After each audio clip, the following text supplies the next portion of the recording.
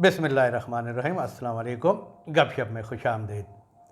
आज काफ़ी गर्मा गर्म दिन था। सुप्रीम कोर्ट में भी मामला खूब गर्म था और आज कौमी असम्बली का इन कैमरा सेशन भी बुलाया गया हुआ था, जिसमें आर्मी चीफ़ और ISI चीफ़ भी शामिल हुए। तो मियाँ साहब, दो चीज़ें हैं, एक तो कौमी असम्बली का अजलास है और दूसरी तरफ सुप्रीम कोर्ट है। और असम्बली का अजलास इस लिहाज से जो इन कैमरा सेशन बहुत अहम था कि जिसमें आर्मी चीफ़ ने जो है और ISI चीफ़ ने ब्रीफिंग दी और अरकान के सवालों के जवाब भी दिए। ये अजलास जो है बेसिकली जो कुछ पिछले दिनों में दहशत गर्दी हुई और दहशत गर्दी के वाक़यात हुए, KP में हुए, बलूचिस्तान में हुए और फिर उसके बाद नेशनल सिक्योरिटी काउंसिल का अजलास बुलाया गया और जिसमें इस तमाम की ज़िम्मेदारी जो दोबारा जो दहशत गर्दी हुई थी वो गुज़श्ता हुकूमत की पॉलिसी को करार दिया गया था कि उस वक़्त बग़ैर सोचे समझे जो है पॉलिसी बनाई गई और तालिबान को जो है यहाँ पर आके आबाद कराया गया, जिसकी वजह से ये लहर दोबारा शुरू हो रही है। उसी अजलास में एक ऑपरेशन की भी बात की गई थी कि इस इलाके में जो है वो ऑपरेशन किया जाए और इनको दहशत गर्दों से साफ़ किया जाए। उसी हवाले से अरकान असम्बली को भी ब्रीफ़ करना था। दूसरी तरफ सुप्रीम कोर्ट के साथ भी, सुप्रीम कोर्ट के साथ तो नहीं, सुप्रीम कोर्ट के 8 बेंच के 8 मेंबर्स जो हैं, उनके जज जो हैं, उन्होंने हुकूमत के साथ महाजराई की हुई थी। और आज का अजलास जो असम्बली का इन सेशन जिसमें आर्मी चीफ़ और ISI चीफ़ भी शरीक हुए, उस लिहाज से भी अहम था कि मुल्क के दो बड़े अहम अदारे जो है वो एक ही छत के नीचे थे और इसी छत के नीचे जो है सुप्रीम कोर्ट के सीनियर तरीन जज काजी फ़ाइज़ ईसा भी जो आके वो आइन की बालादस्ती की बात करके गए हैं। इन्हीं अमूर पे हम बात करेंगे और इस असम्बली का अजलास जो आज हुआ है इसको आप किस नज़र से देखते हैं और ये सारी ब्रीफिंग और आप क्या समझते हैं जो आपके तक इतलात आई हैं कि आर्मी चीफ़ ने क्या मैसेज दिया है इस सारे में? जी, बात तो बाद में करते हैं। पहले मैं प्रोग्राम का आगाज़ जो है अपने पैगाम के साथ ही करूँगा। रिक्वेस्ट करूँगा हमारे चैनल को सब्सक्राइब भी करें, लाइक करें, कमेंट करें और इसके साथ साथ जो बेल आइकन है जिसे घंटी और टल्ली भी कहा जाता है, इसका बटन एक दफ़ा ज़रूर प्रेस कर दें ताकि आपको हमारे वीलॉग बर वक्त देखने को मिल सकें। तो जी खान साहब, अपना ये महाजराई तो दिन ब दिन अब बढ़ती जा रही है। पार्लियामेंट दोनों जो है अपनी सुप्रीमेसी की अपना लड़ाई लड़ रहे हैं। वो चीफ जस्टिस साहब कह रहे हैं पे जो मैं हूँ मैं ज़्यादा सुप्रीम हूँ और पार्लियामेंट जो है अपनी उसकी बालादस्ती की अपना लड़ाई लड़ रहे हैं और इसमें तो कोई शक की गुंजाइश ही नहीं है कि सुप्रीम तो पार्लियामेंट ही है। पार्लियामेंट और आज जो है वो जो इन कैमरा सेशन हुआ है जिसमें आज सहाफ़ियों को भी अलाउ नहीं किया गया था, किसी को अलाउ नहीं किया गया था, सिर्फ पार्लियामेंटेरियंस थे, member of the national assembly थे। उसमें इनकी आर्मी चीफ थे, DG ISI थे। उन्होंने जो है मुल्क के जो हमारे सिक्योरिटी के जो खदशात हैं उनका तो जो है वो उसके हवाले से तो उन्होंने बातचीत की मगर एक मैसेज जो है उन्होंने वो बहुत अपना लाउडली दिया है, बड़ा लाउडली दिया है। वो जो उन्होंने बात की है अपना पार्लियामेंट की बालादस्ती की, आइन की भी, आइन भी आइन आइन और और पार्लियामेंट दोनों बालादस्त हैं। ये अवाम की राय से हाँ, जो मार्दे वजूद में आते हैं। तो ये तो एक बहुत अपना मेरा ख्याल है पहली दफ़ा इतना कोई खुल्लम खुल्ला मिलिट्री इस्टेब्लिशमेंट की तरफ से इस किस्म का जो है कोई स्टेटमेंट आया है। तो उस पर जो है जिन हालात में ये सारा कुछ हो रहा है ना, कैसे लग रहा था कि फ़ौज जो है वो इंडिफरेंट होकर बैठी हुई है और सुप्रीम कोर्ट के चंद मखसूस जज जो हैं वो और हुकूमत की जो महाजराई जारी है, हुकूमत कोई कानून साजी करती है तो अदालत उसे टर्न डाउन कर देती है, अदालत कोई फ़ैसला करती है तो हुकूमत ऐलान कर देती है कि जी हम इसको तस्लीम नहीं करेंगे। लेकिन इस और सब तरफ से ये वाज़ें उठ रही थी कि अब किसी को बीच में आके जो बैलेंस ऑफ पावर था ना वो था आर्मी के पास। बिल्कुल, लेकिन अब जो हालात पैदा हो गए थे उसमें उन्हें पार्लियामेंट में आना पड़ा और पार्लियामेंट की सुपरमेसी की बात चल रही थी ना। ये सारी लड़ाई जो पार्लियामेंट की सुपरमेसी की है, चीफ जस्टिस साहब अगर कहते हैं कि वो सुप्रीम है तो वो इसलिए अपने आप को सुप्रीम समझ रहे हैं कि ये अपने अदारे को कि उनके साथ सुप्रीम कोर्ट लगता है। तो इसी तरह आप जैसे किसी मनचले दोस्त ने मुझे फ़िक्रा भेज दिया कि यार अगर सुप्रीम लगने से अगर बंदा सुप्रीम हो जाता है तो सुप्रीम चाय वाले सबसे ज़्यादा जो है ना वो सुप्रीम हो जाएंगे। लेकिन जो आज आर्मी चीफ़ ने जो साफ वाज़े तौर पे जो है कहा है कि पार्लियामेंट बालादस्त है, अवाम के मुंतखब नुमाइंदे जो हैं वो आइन के मुताबिक काम करें, आइन के मुताबिक काम करें और तयन करें तरजीहात का, और फ़ौज जो है वो मुंतखब नुमाइंदों के साथ खड़ी होगी इन सारे तरक्की के सफ़र में। तो ये वाज़े मैसेज जो है ये इमरान ख़ान को भी है और ये सुप्रीम कोर्ट को भी है। अच्छा खान साहब, ये तो होगी खबर आज की। अब इस खबर को अगर हम एनालाइज करें पे आगे इन फ्यूचर क्या होगा, जी हाँ। वो उस पर हमें बात करनी चाहिए। ज़रा लोगों को थोड़ा सा अपना मतलब ये लड़ाई जो है ये कहाँ तक जाएगी, क्या क्या पॉसिबिलिटीज़ हैं, क्या हो सकता है उसमें जो है। आप क्या देखते हैं, आप समझते हैं वो उस किस्म की कोई सूरत हाल डेवलप हो सकती है? जैसे ये 8 जजेज़ हैं जिसमें सीनियर मोस्ट तो वही चीफ जस्टिस हैं, बाकी उनके साथ जूनियर जजेस और जो भी रला मिला के उन्होंने एक चूँ चूँ का जो मरबा बनाया है 8 रुकनी बेंच का, उनके खिलाफ जो है वो अपना रेफरेंस भी 8 रुकनी जो इन्होंने क्या डिसीजन दिया था उसके हवाले से 8 रुकनी बेंच ने वो जो ये जो नया लॉ पास जी किया हाँ, है उसको उन्होंने उसको सस्पेंड कर दिया है। तो उस हवाले से जो है एक तो रेफरेंस भी फाइल हो गया है। अब रेफरेंस की जो है रेफरेंस तो बड़े फाइल हो रहे हैं। अब वो ऐसे ही है जैसे गांव में वो दो पार्टियों की लड़ाई हो जाती है तो एक बंदा पर्चा कटाता है, दूसरा जाके और पुलिस वालों को पैसे देता है कि मेरा भी पर्चा कटो ना, ताकि क्रॉस पर्चा हो जाए। तो ये तो अब क्रॉस पर्चों वाला काम चल रहा है, उधर से अपना आगे बढ़ते जा रहे हैं। हाँ जी। देखिए, आप कह रहे हैं कि होगा क्या और कैसे होगा। अब सीधी सी बात है कि 8 रुकनी बेंच जो एक तरफ है और 7 जजेस जो हैं वो एक तरफ हैं, लेकिन फुल कोर्ट भी नहीं बुलाया जा रहा। और जिस तरह वो कल समझे कि अफवाह ही उड़ गई थी कि जी वो जजेस कॉलोनी में जो है वो जजेस आपस में चहलकदमी करते हुए वो चपेड़ो चपेड़ी हो गए, कोई इस तरह की जिसकी आज उन्होंने अदालत ने वजाहत क्या की है, उसकी तरदीद भी की है। जी हाँ। लेकिन जो मैं ये समझता हूँ कि ये कैसे हल होगा मसला जो है ये फुल कोर्ट में हल होगा। लेकिन फिर आप कहेंगे कि यार वो तो वाज़े 8 एक तरफ नज़र आ रहे हैं, लेकिन आप देखेंगे कि आने वाले दिनों में जो है ये सारी सिचुएशन जो है ना वो डिफ्यूज़ हो जाएगी और एक एंटायरली चेंज हो जाएगी। ये हमारे मोहतरम जजेस साहिबान जो हैं ये भी जो है वो उधर पिंडी वालों का रुख देखते हैं और पिंडी वालों ने जो है ना अपना वाज़े इशारा दे दिया है। पिंडी वालों के कहने में तो अदालतें खुल गई थी रात को 12 बजे, जिस दिन वो सारा नो कॉन्फिडेंस हो रहा था। उस वक्त तो पिंडी वाले और थे ना। हाँ नहीं, वो नो कॉन्फिडेंस की बजाय वो बल्कि ये था कि उस रात ये था कि शायद आर्मी चीफ को जो है ना सैक कर दिया जाए या वो नोटिफिकेशन वापस दिया जाए। कहने पे वो तो साफ सबको नजर आ रहा था। देखिए, मैं तो आपको पहले दिन से ही कह रहा हूँ कि इतने भी मतलब वो सामने नज़र नहीं आ रहे, अब ज़रा पीछे बैठ के चीज़ें को मैनेज कर रहे हैं, उस तरीके से मैनेज नहीं हो रही। इनको सियासतदानों को कहा गया था कि भी आप करें, और हुकूमत ने जो है ना माशी फ्रंट पे जो है वो अपनी कमिटमेंट जो उन्होंने जो भी की थी उनकी बेहतरी आती जा रही है। चाइना ने भी पैसे दे दिए हैं और 2-3 दिन में आपके जो 3 अरब डॉलर जो है ना वो सारे वो आ जाएंगे। तो मामला जो है वो सुप्रीम कोर्ट में ही हल होना है, फुल कोर्ट में हल होना है। लेकिन पार्लियामेंट एक दूसरा भी सोच रही है कि कोई ऐसी कानून साजी करते हुए सुप्रीम कोर्ट की जो है ना वो हैयत ही जो है वो सारी तब्दील कर दी जाए। ये तो वो कोई कोशिश की थी मेरा ख्याल है परवेज़ मुशर्रफ ने, एक वो एमरजेंसी जब लगाई थी 2007 में, आप अभी बता रहे थे। जी हाँ। क्या डेट थी? 3 नवंबर थी। 3 नवंबर एमरजेंसी प्लस लगी थी जी। वो एमरजेंसी प्लस जो है वो इसी किस्म के ऐसे ही वो हालात ज़रा डिफरेंट थे, मगर उसमें उस वक्त की जो गवर्नमेंट थी परवेज़ मुशर्रफ की, जी उस वक्त जो है वो कोई जुडिशरी के कुछ जजेस जो हैं वो कोई उसके जो उनको नज़र आ रहा था मुशर्रफ को उनके अगेंस्ट चल रहे थे। वो उनका कोई प्रेसिडेंशियल इलेक्शन था, उसमें उनको कोई डिस्क्वालीफाई कर रहे थे, इस किस्म की चीज़ें आ रही थी। तो उस वक्त परवेज़ मुशर्रफ ने जो है वो एमरजेंसी लगा के, वो तो आप देखें ना आर्मी चीफ और जजों की, और वो सदर भी थे और आर्मी चीफ भी थे, है।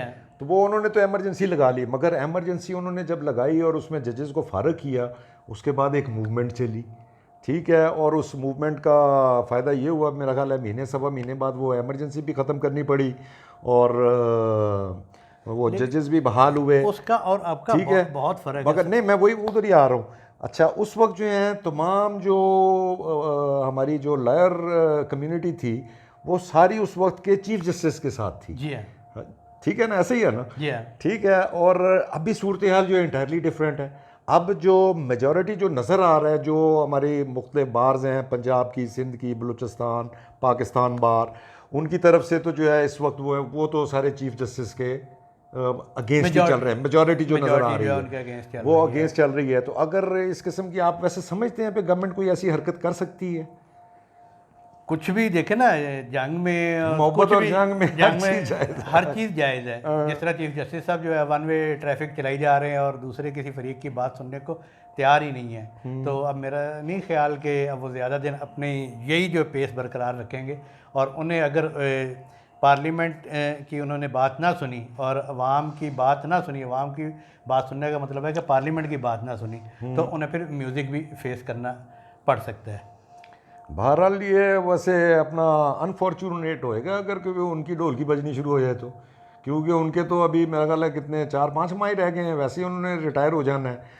तो ये तो वो अपने साथ ही ज्यादती करेंगे अगर अपनी ढोलकी बजवाएंगे। करेंगे क्या, मज़ीद करते जा रहे हैं ना। देखें ना, उन्होंने आज स्टेट बैंक को हुक्म जारी कर दिया कि वो 21 अरब रुपया जो है ना वो पंजाब के इलेक्शन के लिए वो इलेक्शन कमीशन को जारी करे। तो उसके जवाब में जो है वो उन्होंने पार्लियामेंट ने क्या किया है, उन्होंने कहा जी सानू वो पैसे दो ਜਿਹੜੇ ਤੁਹਾਡੇ ਅਕਾਊਂਟ 'ਚ ਪਏ ਨੇ, ਜਿਹੜੇ ਤੁਸੀਂ ਉਹ ਡੈਮ ਵਾਲੇ ਬਾਵੇ ਦੇ ਜਿਹੜੇ ਇਕੱਠੇ ਕੀਤੇ ਸਨ। हाँ जी, वो मैं उस दिन भी आपको कह रहा था, मेरे ज़हन में था कि वो 11 अरब है, लेकिन अब वो जो अकाउंट में पड़े हुए थे वो इंटरेस्ट के साथ इंटरेस्ट करते करते वो 17 अरब रुपया जो हो चुका है सुप्रीम कोर्ट के पास। 17 तो अभी अरब वो रुपया। पार्लियामेंट ने जो है कोई मेरा ख्याल है रेजोल्यूशन पास किया, क्या किया है उन्होंने, कहा जी पे वो पैसे जड़े ने जो सुप्रीम कोर्ट के खजाने में इतनी देर से पड़े हैं डैम फंड के चक्कर में, जी हाँ। वो हमें दें ताकि सलाब मुतासरीन की मदद कर सकें। लेकिन अब वही कि अगर अच्छा स्टेट बैंक अब क्या करेगा, पैसे देगा या नहीं देगा?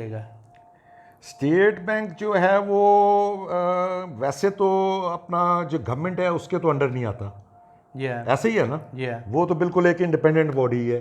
और उसका पीछे काफ़ी जो है ये जब हमारे मुज़ाकरात होते रहे हैं मुख्तलिफ डोनर एजेंसीज़ के साथ, तो वो हमेशा ये इसी किस्म का मुतालबा करते होते थे कि इसका इंडिपेंडेंट स्टेचर बनाए। उन्होंने वो इंडिपेंडेंट स्टेचर भी बन गया, स्टेट बैंक का खुद मुख्तार हो गया। और उसके बाद जो है अब गवर्नमेंट उसको स्टेट बैंक को तो नहीं मेरा ख्याल कह सकती होगी कि इन्होंने पैसे ना देना, वो तो वरना वो उसको फ़र्क कर देंगे, अल्लाह भला करे स्टेट बैंक के गवर्नर को। अच्छा चलिए हम एक लम्हे के लिए कर लेते हैं कि जी कल या परसों पैसे रिलीज़ कर देंगे, जी तो फिर क्या होगा? अच्छा पैसे रिलीज़ कर देंगे तो पैसे रिलीज़ अभी तो मेरा ख्याल कुछ भी ईद तक तो अभी कुछ भी नहीं होने वाला, मतलब चलो पैसे भी रिलीज़ हो गए तो वो पैसे लेके वो बैंक में डाल देंगे, कुछ कर तो नहीं सकेंगे। आगे छुट्टियां आ जानी है, ठीक है। इलेक्शन की डेट जो है वो इलेक्शन कमीशन ने दी हुई है पंजाब के सिर्फ इलेक्शनों की 14 मई। 14 मई। तो उसके बाद आपके पास जो है वो मेरा ख्याल है कितने 20 दिन रह जाएंगे। जी हाँ, 20 दिनों में आपने इलेक्शन करवाने होंगे ईद के बाद, ठीक है। और ईद के बाद जो है वो 20 दिन में इलेक्शन करवाने, भले अगर उसके पास इलेक्शन कमीशन के पास पैसे भी आ जाते हैं तो मुझे तो नहीं नज़र आता उसमें, तो वो बहुत लंबी चौड़ी एक एक्सरसाइज होती है, मेरा ख्याल 1-2 माह की तो एक्सरसाइज होती है जिसमें आप जो है वो जिनको आपने ट्रेनिंग देनी होती है उनको हायर करते हैं, जो मुख्तलिफ एजुकेशन डिपार्टमेंट और मुख्तलिफ ये जो जुडिशरी वगैरह है वहाँ से अपना लोग लिए जाते हैं इलेक्शन कंडक्ट करवाने के लिए। तो उसमें जो है वो अब पैसे आ जाएंगे, मगर वो पैसे उनको जिनको आपने स्टाफ को ट्रेन करना है फॉर इलेक्शन, वो कहाँ से आएगा? हैं? वो स्टाफ कहाँ से आएगा? हाँ वो आपने पहले वो स्टाफ भी अरेंज करना है। वो स्टाफ किसने देना है? वो पंजाब हुकूमत है, मतलब सुबह नहीं देना होता है ना, सुधार है। हाँ ठीक है, वो स्टाफ भी उन्होंने देना है। तो उसके बाद जो है वो रोला इस पे आके अटक जाएगा, चले जी वो स्टाफ नहीं आया है। उसके बाद आ जाएगा जी सिक्योरिटी का इशू, सिक्योरिटी भी देनी है। जितनी हमारे पोलराइजेशन हो गई है इसमें तो बगैर सिक्योरिटी के तो इलेक्शन करवाए ही नहीं जा सकते, आउट ऑफ क्वेश्चन है। मैं समझता हूँ अगर बगैर सिक्योरिटी के इस दफ़ा इलेक्शन हुए तो ये पाकिस्तान के खूनी तरीन इलेक्शन होंगे, जितनी पोलराइजेशन बढ़ चुकी है। तो उसमें जो है वो मुझे तो नहीं नज़र आता, क्योंकि इलेक्शन कमीशन ने जो है वो सिक्योरिटी मांगी थी 3 लाख पर्सनल, ठीक है। और इन्होंने जो है पंजाब गवर्नमेंट की तरफ से जो इलेक्शन कमीशन को जो जवाब दिया गया उसमें उन्होंने कहा है अपना 3 लाख तो हम दे नहीं सकते क्योंकि ये कच्चे के इलाके में ऑपरेशन भी चल रहा है। उधर से सिंध पुलिस भी उसमें इन्वॉल्व हुई है और पता नहीं कितने 15,000 के 20,000 कितने भी जितने भी है नफरी वो वहाँ पे मसरूफ़ है। हम लोग जो है ये 70,000 बंदा जो है ये स्पेयर कर सकते हैं इलेक्शन के लिए। अब जहाँ पे 3 लाख बंदा चाहिए है इलेक्शन कंडक्ट करवाने के लिए, सिक्योरिटी प्रोवाइड करने के लिए, उसकी जगह 70 लाख बंदा जो है वो सिक्योरिटी प्रोवाइड करेगा या उसके लिए क्या करेंगे? फिर वही बात आ जाएगी, फिर रिटायर्ड फौजी बुला लो या प्राइवेट सिक्योरिटी एजेंसी बुला लो। फौज ने तो बिल्कुल वाजे कह दिया कि जी हम इलेक्शन के किसी भी मामले में जो है ना सिक्योरिटी के पॉइंट ऑफ व्यू से ना किसी और जगह हम सामने नहीं आएंगे, ना हम पोलिंग स्टेशन के अंदर होंगे ना पोलिंग स्टेशन के बाहर होंगे, आप खुद अपना करें। क्योंकि पॉलिटिशियन हमेशा जो है मुतालबा यही करते हैं कि जी फ़ौज की निगरानी में हो, फ़ौज की निगरानी में हो। जब उसकी निगरानी में होते हैं तो फिर एक फरीक मानता नहीं है तो उन पर इल्ज़ाम आता है। तो चीफ़ जस्टिस साहब जो हैं ये पैसे तो वही आपकी बात पता नहीं कब आते हैं कब नहीं आते। 20 तारीख तक वो कानून जो है बेशक कि उन्होंने उसे स्टे कर दिया है। स्टे कर दिया है, 20 तारीख को वो मुकम्मल हो जाएगा, वो तो बन जाएगा। 21 तारीख को आगे 5 दिन की छुट्टियां आ जाएंगी और फिर उसके बाद फिर हफ्ता इतवार की छुट्टियां आ जाएगी, तो ये 27-28 को जाके मामला खुलेगा। और ये जो कागजात नामजदगी वापस लेने थे, जो एतराज़ात होने थे, वो तो सारा प्रोसीजर ही ख़त्म हो चुका है ना। पार्टियों ने टिकट देने हैं अपने अपने वो तो प्रोसीजर जब इलेक्शन कमीशन ने अनाउंस कर दिया कि हम इलेक्शन नहीं करा रहे, तो वो सारा प्रोसीजर भी रुक गया है। हाँ। तो ये जो मर्ज़ी अपना चीफ साहब जो हैं वो सुबह के टाइम इजलास बुलाएं, दोपहर के टाइम बुलाएं, 2 का बुलाएं, 4 का बुलाएं, 8 का बुलाएं, इससे ज़्यादा का वो बुला नहीं सकते। और वो इलेक्शन मेरा नहीं ख्याल कि वो इलेक्शन कराने में कामयाब हों, और उससे एक नया बहरान पैदा होगा। अब उस बहरान से असल वो बहरान है कि जब हुकूमत आया 8 रुकनी बेंच के ख़िलाफ़ कोई कार्रवाई करती है, लेकिन वो कार्रवाई कैसे की जा सकती है, ये एक सवाल है। उसका जो है हुकूमत जो है वो रास्ता ढूंढ रही है, और उसके 2 तरीके इख्तियार किए जा रहे हैं। एक तो यही जो आज की जो डेवलपमेंट हुई है उसमें हो सकता है कि कहा जा रहा है, और मतलब मैंने वो देखा है कि वो बाज़ वज़रा और हुकूमती पार्टी के अरकान जो है ना वो बड़े पुरुमीद थे कि वो उनका ये कहना था कि आप देखिएगा कि कुछ दिनों बाद जो है ना ये 8 रुकनी जो है ना ये 5 रह जाएंगे। तो हो सकता है जब ये सिचुएशन पैदा हो जाए तो वो फिर उसी तरह इस तरह सईदुज़्ज़मान सिद्दीकी साहब ने जो है अक्सरीती मेंबर्स का जो बेंच जजेस का बेंच बुला लिया था, तो फिर ये सुप्रीम कोर्ट मतलब वही जो है वो जैसे लोकल बॉडीज में कोई अपना जैसे चेयरमैन इलेक्ट होता है, जेरे मेजॉरिटी वोट ने चल भाई तू चीफ जस्टिस है। नहीं तो वो देखे ना 97 में यही हुआ था ना। हाँ, उस वक्त तो यही हुआ था। सईदुज़्ज़मान सिद्दीकी साहब ने जो है वो कोर्ट रूम नंबर 2 में जो है वो 10 रुकनी 10 अरकान का जो है वो बेंच बुला लिया था। और ये भी इस वक्त होमवर्क इसी पे जारी है कि भाई 7 से 8 हो जाए, 8 से 9 हो जाए। और जैसे ही ये आप देखिएगा कि चूँकि अब इन दिनों में छुट्टियाँ हैं, आराम तसल्ली से राब्ते हो रहे होंगे, तसल्ली जिसने रब्ता करना होगा जो भी। और हुकूमत को इस मामले में एज हासिल है चीफ जस्टिस के की बनस्बत जो है। और बिल्कुल वाज़े इशारे आ रहे हैं कि 2 या 3 जजेस जो हैं वो आइंदा 4-5 दिन में उनकी अलाइनमेंट जो है ना वो चेंज हो जाएगी। तो इंतज़ार करते हैं उन 3-4 दिनों का। यही है, यही इंतज़ार हो सकता है। और दुआ तो यही कर सकते हैं ये खैर खैरियत से हो जाए, कुछ ज़्यादा मारा मारी ना हो जाए। जैसे चपेड़ों चुपड़ों की खबरें भले जाली निकली थी, इस स्टेज पे काम ना पहुंच जाए, कोई सुप्रीम कोर्ट के ऊपर अटैक और कोई लड़ाइयाँ मार कुटाइयाँ, ऐसा काम ना हो। बस इससे ज़ाहिर है कि सबको दुआ करनी चाहिए कि ऐसा माहौल पैदा ना हो। और फिर हम वही कहेंगे कि सबसे ज़्यादा जिम्मेदारी इस वक्त जो है वो चीफ़ जस्टिस ऑफ पाकिस्तान पर आयद होती है। सारी सिचुएशन को डिफ्यूज़ करना उनके हाथ में है। नहीं तो लोग देखें ना फिर मजाक करना शुरू हो जाते हैं, जिस तरह वो थप्पड़ों वाली बात है।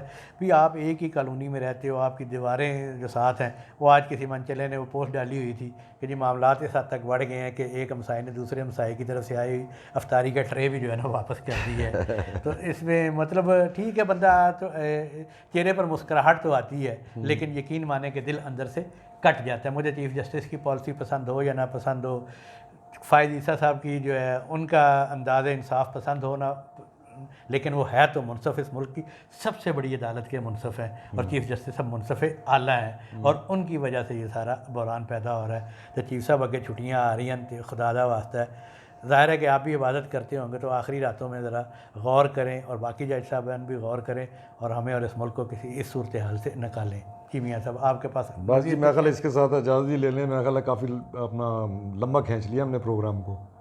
क्या नहीं ठीक है। अगर लड़ाई इतनी देखे ना जी, बात ये है वो कहते हैं लड़ाई और शोरा जितना मर्जी बढ़ा लो। हाँ, जिस तरह ये हुकूमत और सुप्रीम कोर्ट के 8 रुकन पानी पानी पाई जाओ तो लस्सी रिड़की जाओ। हाँ जी हाँ, लेकिन अब फिर उसका जायका ख़राब हो जाता है ना खाने का। ज़्यादा इजाज़त लें। अल्लाह हाफिज़।